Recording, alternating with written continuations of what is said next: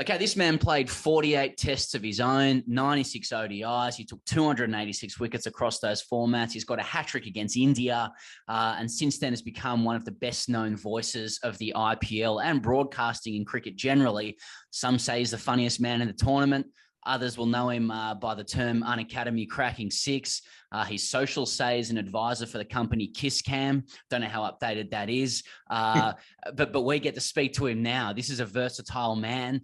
He's down the barrel of the camera from somewhere in India, probably Mumbai, in conversation on the Grade Cricketer. Total pleasure to be speaking with Danny Morrison. Danny, g'day.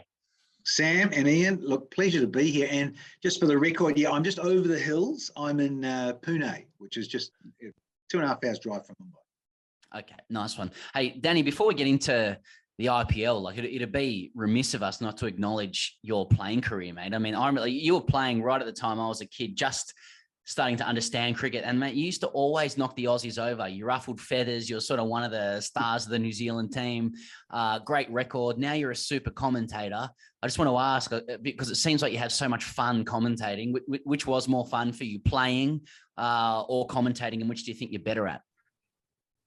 I suppose when I look at it, even ask that, in terms of, do you miss playing? Was that, your ultimate? I think when you're young, that's what you do, isn't it? And it's funny as you get older and sort of heading towards the third stage of your life, you go your youth, your sort of middle years, and then now you get into more elderly years, being 56 these days, and really grateful on a somber note in light of some of my colleagues that I played against that haven't made it to their 60th birthdays, and it seems to be of late, doesn't it? So I'm grateful that I am moving into that realm and still are, touch wood. So when I look at it, Sam, Ian, I loved playing. There's no doubt that was the ultimate. And for me, I was very, very lucky to play with Richard Hadlee at the twilight, the end of his career, and also being coached by the great Dennis Lillee, which was pretty much my idol because of he looked a bit like my father, actually. There was that moustache thing, and when he had hair, and he comes to I go to his barber now. But when I look at it, I just think he reminded me of my father, who was living in Australia a lot, full time in 1980. My dad had the moustache and had that little bit of look about Dennis Lillee. So when I was young, you could see how that became inspiring. Not to say that Richard Hadlee wasn't either; he was phenomenal. And so to go from a school kid to then get in the team and play alongside Richard Hadlee, having gone to Eden Park in 1982 and watched him, then got suspended for taking some of the first 11 there, wagging, and then to then play alongside Hadlee, Crowe, Wrighty, Ian Smith, John Bracewell, all of that sort of real 80s mafia. That was such a good side. I loved it. And then, of course, you guys are biased because I've just found out you're from Victoria and Melbourne.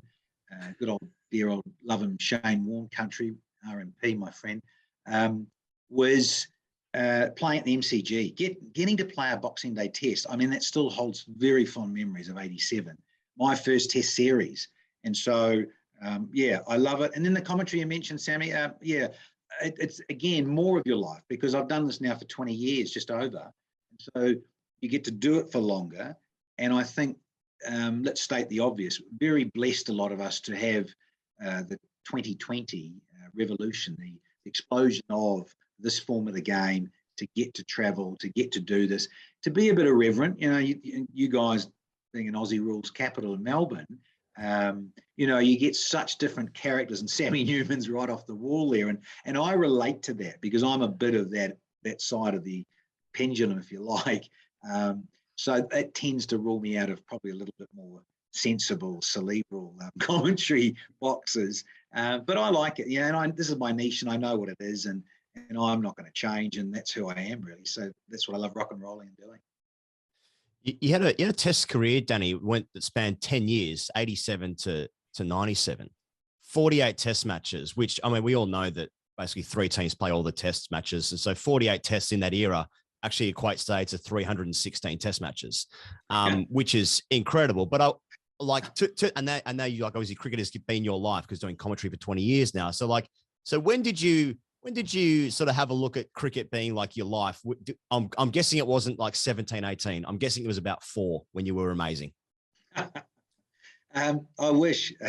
When I think about it, Ian, I really didn't start playing cricket until I was later. And it was that those two protagonists of Lily and Hadley at Eden Park in 1977. So I was 11.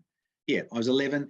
And that's what really ignited my passion, was to think, wow, because I, as a sort of 8, 9, 10-year-old, I played rugby. It dominates, obviously, of good old New Zealand. Yeah, the black jersey goal. So a bit like Daryl Warney, wanting to play Aussie rules and play for St Kilda. The winter code was sort of that domination. But then I moved to different geography in Auckland. Parents split up, so we moved over with my uncle, was my mother's youngest brother. So you just got exposed to different things, Ian. And so when I look at that, very grateful, and just, I suppose, that movie Sliding Doors, just opportunities and choices. And it was just, wow. Cricket, wow. And people went sailing and surfing, and played soccer and rugby and other things. They just did other things. So very, very grateful for that. So I was about 14, actually. I remember saying, it's a story that's well documented. And I think I put it in a book of mine. It was my deputy principal was coming around the corner, and there's a big honours board of people that had done well at Takapuna Grammar, become either All Blacks or rowers or whatever you name it. Bert Sutcliffe, the great Bert Sutcliffe, the left-hander, he was head boy at my grammar school in 1942. So I came around the corner, and this was sort of like 1980, 81. I said, mate, my name will be up on there one day. And I remember Murray Deaker just winked and went, it's nice to dream big, Danny.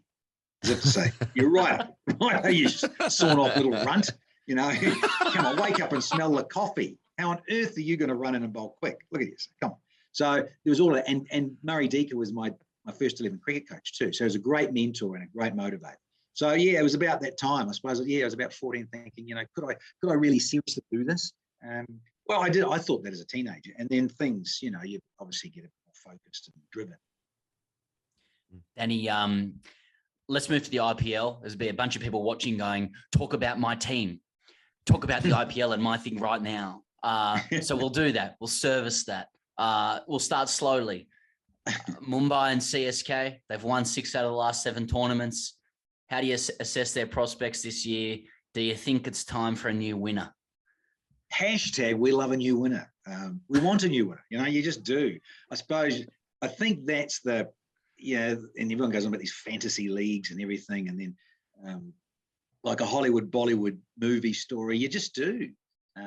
There's these new guys called Gujarat Titans, and they've got a very good sort of squad and lineup of a lot of those sprinkling of players that you touched on, Mumbai, CSK, a little bit of RCB, that have got strong franchises that have, in this last auction, has been immense. It really has fragmented the talent pool, which is a good thing, I believe, because now there's 10 franchises, not 8 anymore. There's 10 that moved to that. So I really hope that perhaps some of the older boys from those big franchises, Sam, as you mentioned, Mumbai and CSK, the most successful franchises, and a bit of KKR there too. They've looked really good. They're the powerful big cities, aren't they? So I just think it'd be great. It'd be a bit like, one of the lowly, the AFL sides. In fact, am I right in saying, just off the top of my head, because their old SKW has been in the media quite a bit of late, St Kilda haven't won it since '67. No, they're a basket case. Yeah, so it'd be someone. Wouldn't it be great to see the Gujarat Titans, or I don't know so much about Lucknow, this the other new franchise, but I think Gujarat to me have got some, X factor guys there. They've just got a right sprinkling and balance that could work. So I'm hoping that we could see at least get to a semi-final. The top 4 side out of a 10 franchise tournament could make the playoffs and cause a few upsets and surprises. I'm not sure when you first started covering the IPL, Danny, but like back in 2008, it seemed much more connected to like Bollywood, and like there was, and we're sort of figuring out what T20 cricket even was back then. Well, it'd been in England for a long time before then, but the rest of the world, I think, was sort of figuring it out. And now, like the next IPL rights are going to go for like 9 trillion or something. But was it more fun back then in 2008? Was it kind of like because there was this Wild Westness to it? Yeah, fair point, Ian. Because the TV production that had it for the first 10 years was Sony here in India, and now it's gone to Star. So the connection to make it at the start of it, I believe, they really, because it was such a new landscape, it was a whole big new shiny bright thing, that they made the marriage, if you like, of Bollywood, and cricket together. And of course, as we know, Bollywood and cricket, they treat their star cricketers and actors and actresses like demigods. So it did fit, and it fitted some of us different personalities. And so for me to dress up sideline and have fun and then jump back into the studio and just ham it up a little. Sony back in those first few years, they had the cheerleaders from the Dallas Cowboys, maybe not the top echelon ones, but they got a lot of them, right? And they've got money, of course, in NFL. Now, let's be real. So a lot of them come over, and so the BCCI paid for them to be there. And I mean, you've seen those Austin Powers movies with the fembots and the boots. Well, they had that. They had these boots on and these great outfits. And then a couple of them would escort you down the stairs, this lovely staircase, to a live band in a studio, and you'd be one of the guests hosted by a male or a female. And mate, honestly, just a blast, because I just think it works so much. From a selfish perspective, because it fits my thespian background, my mother's thespian background of the arts, works for me to ham it up a little bit and have fun, because you're always going to get, with England and Australia and New Zealand, quite conservative, that you're going to have it a bit more serious. It's not going to be like this, but this is India. It's a very different market, as you appreciate, stating the obvious course. And it's a bit like when I go into the Caribbean as well. Like I used to get in the Zoom slides and dive in a pool and pop up and do a piece to camera, and I've been in the swimming pool. You could do that. You can do that. Whereas, at the Gabba, they had the swimming pool at the Gabba where you could do some crosses there and do that, which you could make it a bit more beachy and funky. But India, Ian, Sam, is just such a different dynamic. And you're right, I had a lot of fun, and it was. I would love it to go back to that, to be a bit more Bollywood, a bit more showy. There's no cheerleaders this year, even now here in 2022, because of COVID, which is a shame, because it just softens it and makes it more Bollywood, dancey, party. They love music. I mean, look at their fans. They get up and they dance. There's a DJ at the ground. He's amping it up, as opposed to England, Australia, New Zealand, where it is a bit more conservative. You probably say they're a bit more too serious. Well, that's just, I think, the genre in a way is of that nature versus India. And some of the other tournaments, which you've got a bit of a leeway, which I love. I think it's great. I was just doing some research on this before we chatted, Danny. In 2008, didn't you attract some criticism for one of those cheerleaders being on your shoulders? Is that a faux pas for me to mention? I sort of skimmed it, but I did see a picture of a cheerleader on your shoulders, and I don't know where that criticism came from, but can you shed some light on that?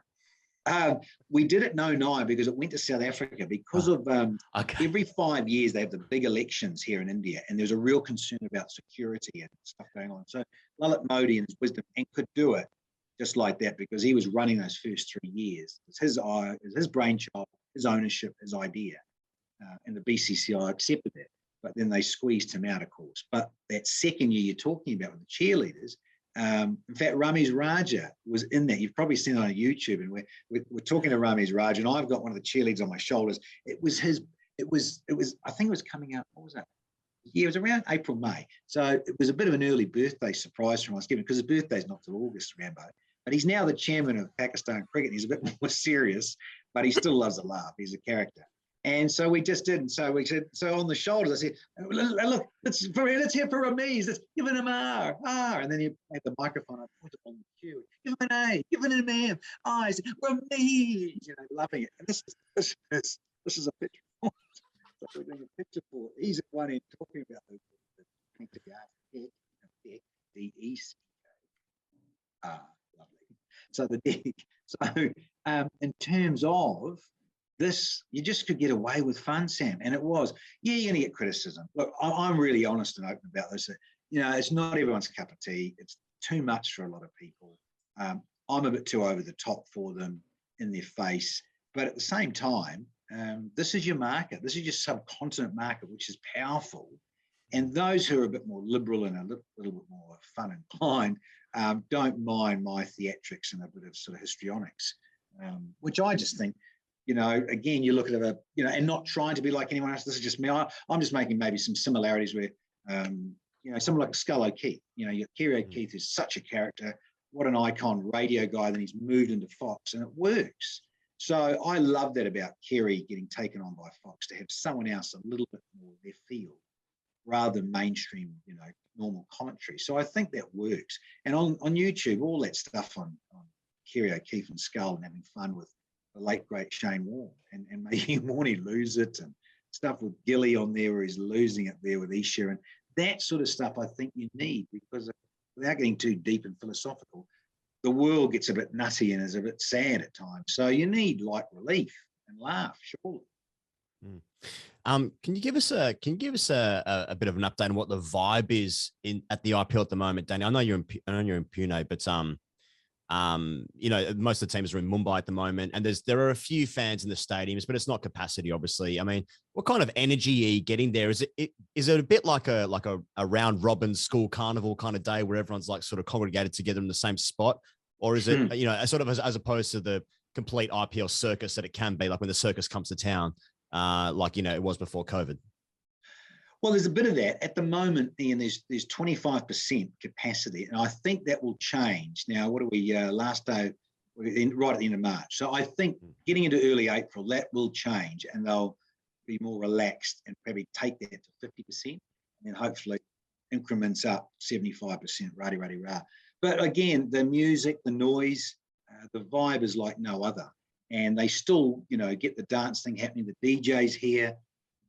At the start when we arrive, it's amazing, because you think, India, it's the Bollywood type of thing, or what have you, the history and where you are. They play a lot of Western music. So you've got the Eagles playing, you've got a bit of INXS playing, you've got a bit of a couple of Rolling Stones classics, AC/DC, the thunder, boom, boom. So they've got that revving prior to the day's play. And so we're doing sideline interviews or stuff down the barrel, chatting to the studio, whatever. And you've got, very famous Western music, Pink Floyd playing, all of that stuff that's going on. So I still think, it'll go to another noisy level, of course it will. But at the moment, they're a little bit restricted by the patronage at the moment. Danny, just with your commentary a little bit, as it relates to the IPL, because for us, we love doing the IPL, but we haven't managed to get over to India yet. We started covering it last year. COVID's been a factor. We're super keen to go next season, but we're really keen to understand more about the dynamic of it. You seem to have so much fun doing the IPL, but it's the off-field stuff that interests me, frankly, and I'm sure he goes too, and I'll speak for him. Can you paint a picture of the Indian nightlife, let's say pre-COVID, for Danny Morrison, after an IPL match, or when you've got a bit of time to relax? Where's your favorite city? What's the best circuit, as we'd say? Yeah, look, it is. You're going back 5 or 6 years, and it was quite different because of pandemic, obviously. But you could go out, and for a lot of us, Sam and Ian, we've got to know people that own restaurants that are outside of the game of cricket in a way. And so there's a family, the Menons, I met through Dennis Lilly with his Pace Foundation in Chennai back in 99. I took my family over and we went to the daughter's wedding in 2008. So, there is such a different vibe of people you can meet if you're fortunate enough, and it's not all just about the hotels or going to the odd bar or then you're at the stadium and you're back, as it is a bit at the moment, frustratingly with the bubble scenario. But really, great restaurants in Mumbai. We stay in downtown Colaba often, or the other hotel is on the Marine Parade near where the stadiums are, and some gorgeous restaurants. Now, the great thing, I hope you guys are, in terms of quite worldly in terms of cuisines, because the Indian food and the variations of the food and whether it's veg or non-veg is stunning. And so I've been very, very spoiled and blessed to know some guys who own a seafood chain of restaurants around Mumbai. They sort of called the Mahesh lunchtime ones, and you can go at night, but they have a chain of about 7 or 8, 9 outlets, right? And so at night I can catch up with them and go maybe even after a game when you might have back in the day 2 days off, you're not working for guys. So you could have a really great night at the cricket, come back, they come and see you, or you just get a cab down the road to the one that's nearest us, and you can go to a restaurant and you can be there till 3 a.m. Nothing outrageous. Some of the guys have a couple of beers, some might have a couple of vodkas or gin and tonics, but it's nothing outrageous. It's really catching up with good people, interesting people, away from the game of cricket, and that you're having this awesome cuisine and you're just chewing the fat about life and different things. And so they're all family guys. Sometimes you see their wives and kids, and because amazing, you'd have children up late at 2 a.m. They'd have these babies sleep, on these little couchy type sofas where you're eating. Extraordinary. And they're different. You've probably seen it. They'll bring babies to the ground. It's just manic when you've got a full house rocking and they're lifting up their little, their 8-month-old child now, revving, or 1-year-old. Like, good God, you'd never take a child. We just wouldn't, would we? Not in our society, not in our thinking, to bring a baby to the cricket. But they're so passionate. So really is a lot of fun. And then again, it's a bit like some of the guys you're with. You might sit out on the pool terrace with your TV director, producer, other commentator guys, some of the camera guys that are out. A lot of my mates are sort of a couple of Kiwis that used to come, people that on the circuit. You'd sit back by the pool late at night, and they just order buckets of beers and just hang and have some late night snacks and just laugh. And just because of the thing you explain to people, that you finish the game and it's 11:30 at night, it's hard to unwind. It's lights, camera, action, it's happening, it's boom, when it's a full house and it's noisy and everything. You just want to come back and unwind. And so that's what you do. You just catch up with people, or mainly your crew, and sit back and sit by the pool and have a bit of a laugh. It's great.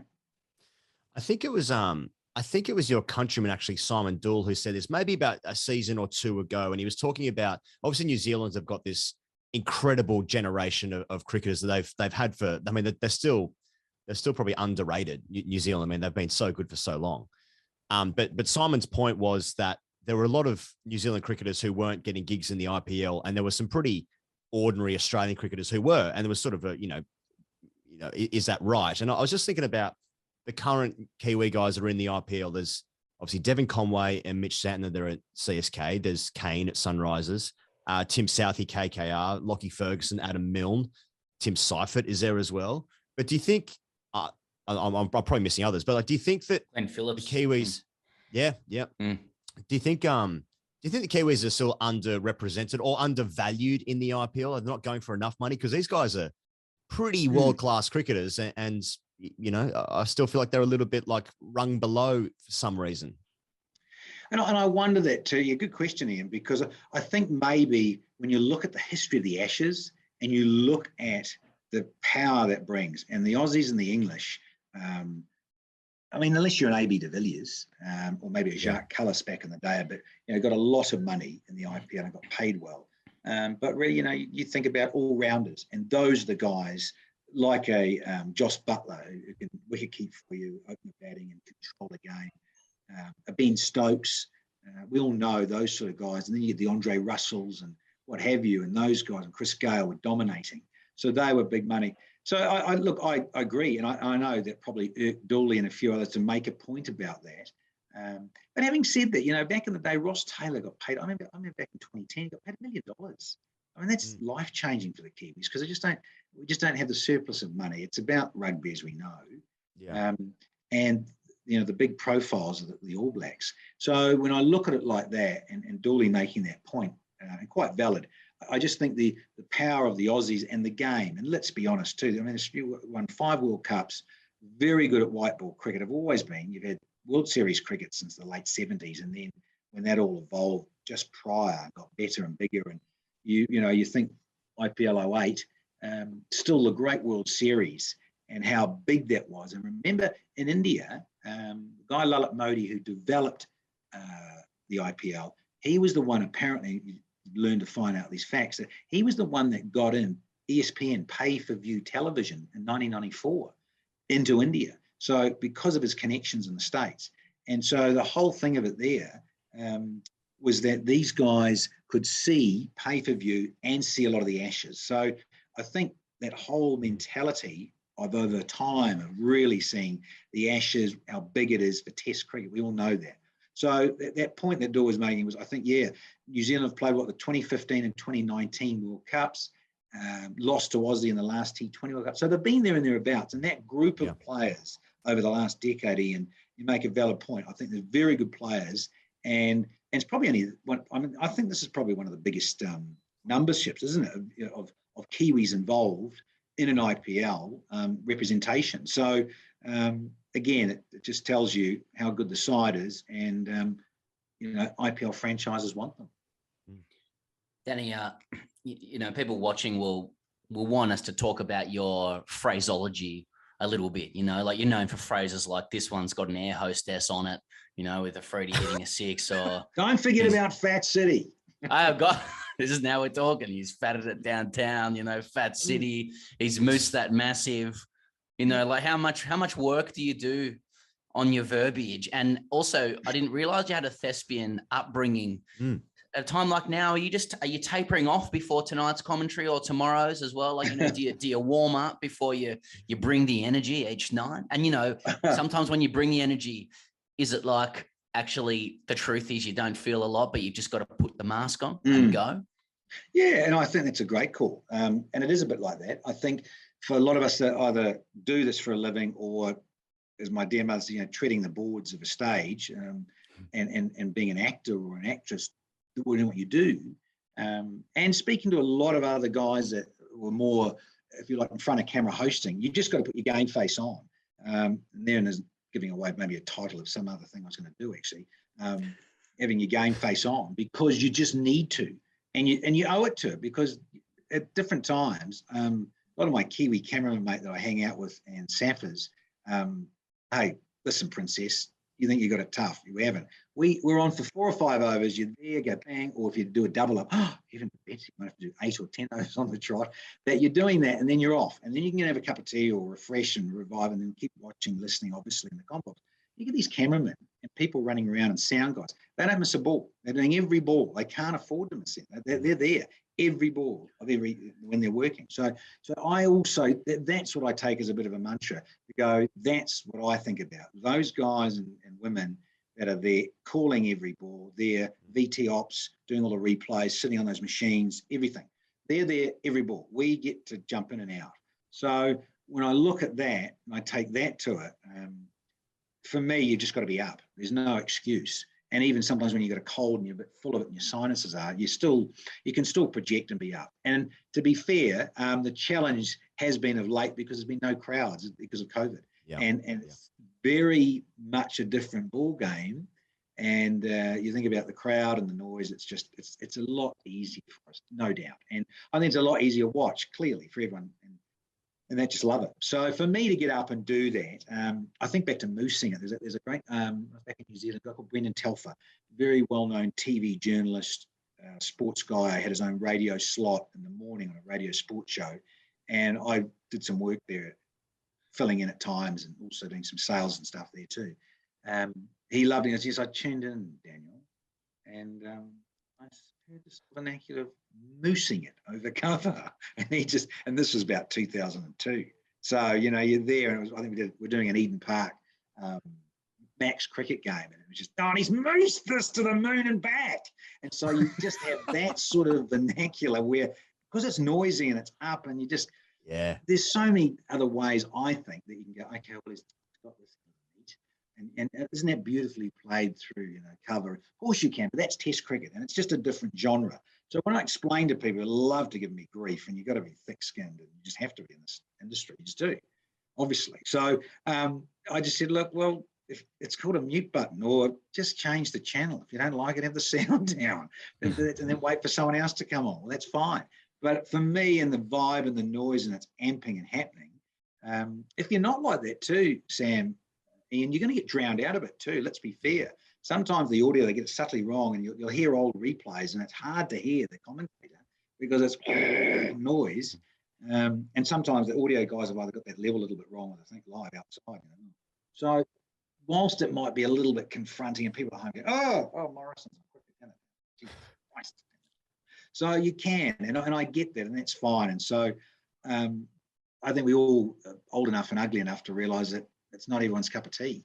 And they'd rather just have just your classic Doyen type guys calling it. But then again, that's the beauty, isn't it? I mean, I'm stating the obvious again, but you've got, light and shade, different guys, different women. I think it's great having women on now. I think Isha Guha doing what she's doing. Mel Jones, for me, is the best in the business about thinking about the game and verbalising that well and articulating that strongly. I think there's such a great place. And the Women's World Cup is on right now. So, women in the game more. having the yin and the yang, if you like, the balance, I think it bodes well for the game of cricket. Hey, Danny, just finally from me, talking about some of the big dogs in the IPL, I see last year it seems to me you made a little benign comment about maybe Kyron Pollard perhaps being overrated, but you're a pundit. You know, most adults should be able to deal with an opinion. Yes. You know, if you're right, great. If you're wrong, you pay double the price for the eggs on your face. You know, that's the game. Like I'm interested though in the world of owners, you know, of the IPL. Like they seem so phenomenally powerful. Do you ever thought, you know, do thoughts of combative owners ever cross your mind if you're about to make a comment on air? Because all we see is like, we see the director's box and some super rich people like waving flags and stuff. And to be fair, like if anyone wants to have us in one of those boxes next year, we're good to go. Yeah. Like I'll sell out for anything. Don't worry about that. Whatever Keep it is. in touch. I'll tee it up. Yeah. But like, it just, you know, the IPL, it seems like can be a lot of power concentrated in a couple of individuals. And we just know interviewing people, like there's just usually, I mean, there's more money at stake, but like people can just tread a little bit more carefully over what they say, because if you say the wrong thing and the wrong person hears it, you know, you can be in trouble. I mean, you're a commentator. So I just wondered how much that crosses your mind when you make comment. Yeah, it does. And I think in the early years of IPL, no doubt, because there was a guy, one of the, like a BCCI representative, and I get him on, and then the person who was on, it tended to be one of the Indian brothers, or Ramesh Raja, who was allowed to do the first couple of years of IPL, being a Pakistani. You'd have to talk about that powerful individual and who he was, and you know, whether it was N. Srinivasan from Cement, you know, India Cements, who owned the Chennai Super Kings and all that sort of stuff. So you got to be, you were conscious of it.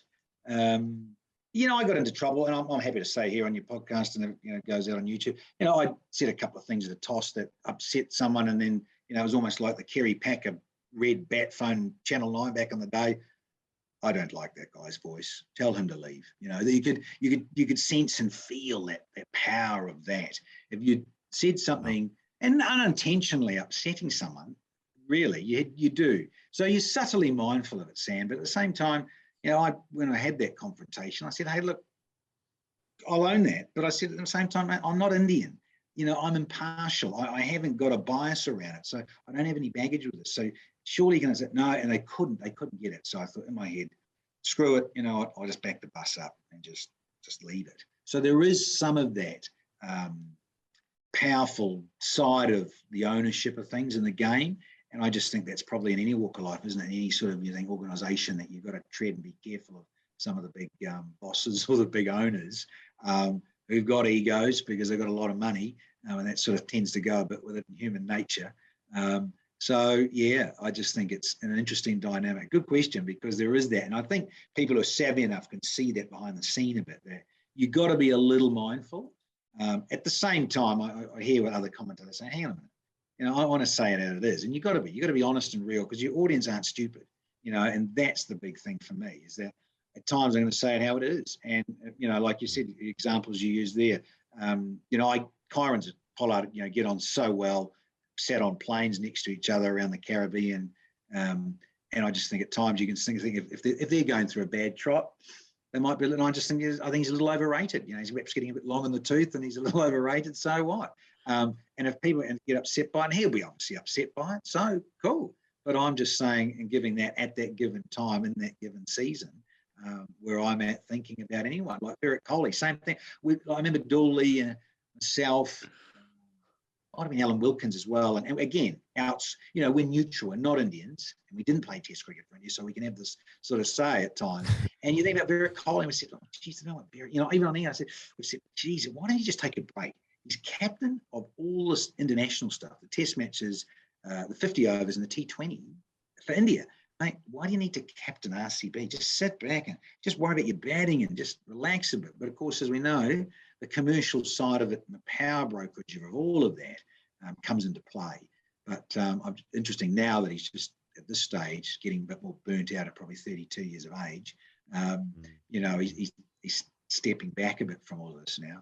So it's an interesting dynamic, Sammy, and the nuts and bolts of so much money around, particularly if you're an Indian star player, captain, let alone massive. And there is a lot of pressure on them because there's just, whatever goes with that, it's clip the ticket everywhere else for them. And so that adds to the pressure.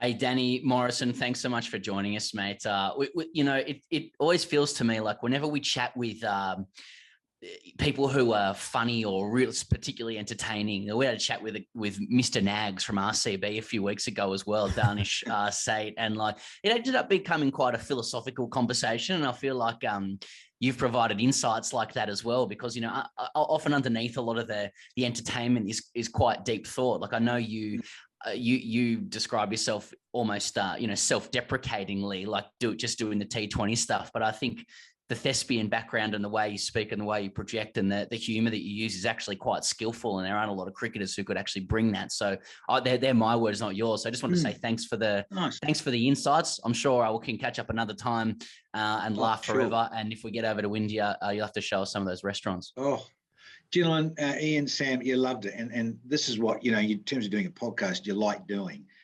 It's a more light, clearly, for the likes of myself, being a bit mad. And enjoy it. So, love what you're doing. So, keep it up because, again, it's all about the game and the love of the game, really.